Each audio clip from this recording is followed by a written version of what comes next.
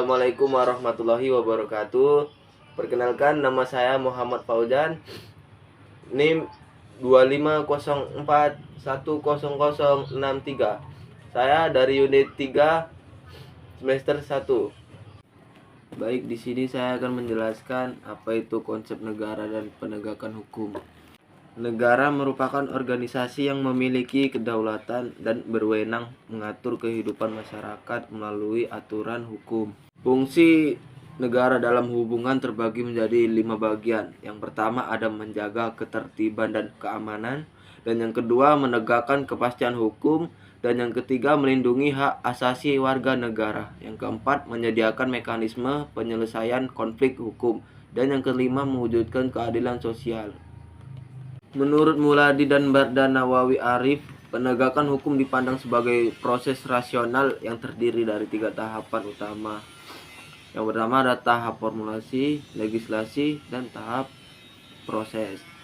Tahap proses adalah pembentukan hukum yang dilakukan oleh lembaga legislatif, di mana aturan hukum dirancang dan dirumuskan agar sesuai nilai keadilan, kemanfaatan, dan efisiensi dalam masyarakat.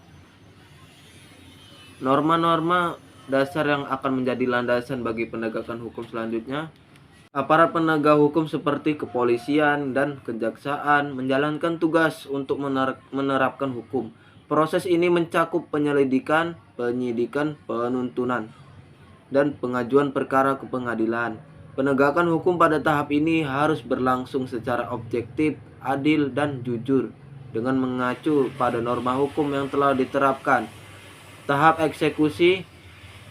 Tahap terakhir adalah eksekusi, di mana sanksi hukum seperti hukuman pidana atau perdata dijalankan sesuai keputusan pengadilan. Lembaga seperti permasyarakatan bertugas melaksanakan ketentuan tersebut secara transparan. Penegakan di negara hukum Indonesia, masyarakat harus berlandaskan hukum yang berlaku tanpa kecualian. Independensi peradilan, pengadilan dan hakim harus bebas dari intervensi pihak manapun, serta tidak memihak dalam mengambil keputusan. Kesetaraan di hadapan hukum.